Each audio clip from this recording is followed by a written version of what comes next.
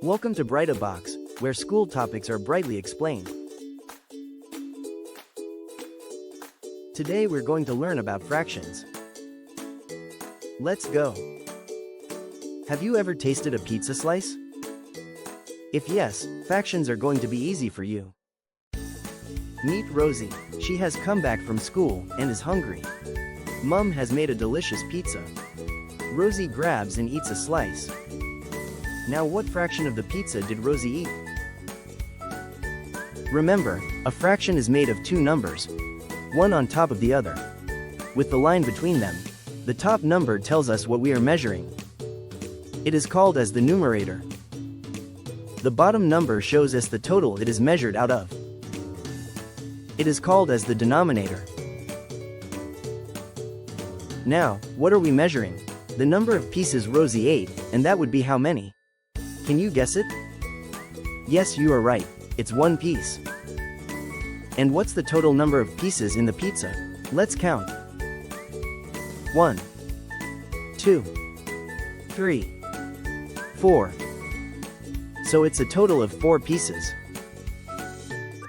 That means the fraction of pizza Rosie ate is 1/4, or 1/4. There you go. Well done. Now, let's look at another example. Meet Tom.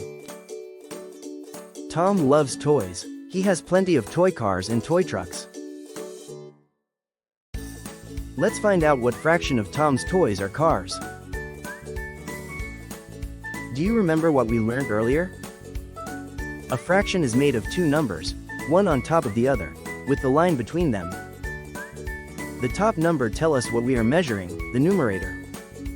The bottom number shows us the total it is measured out of, the denominator. Now what are we measuring? The fraction of Tom's toys that are cars. So how many cars are there? Let's count together. 1, 2, 3. So the numerator is 3. Now let's count the total number of toys Tom has.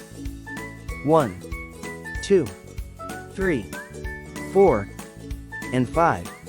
The total is 5, so what would be the denominator? Can you take a guess? Well done, it's 5. That means 3 out of every 5 of Tom's toys are cars, or 3/5. Let's dive into one more example so you can feel confident with fractions. Are you ready? Let's go.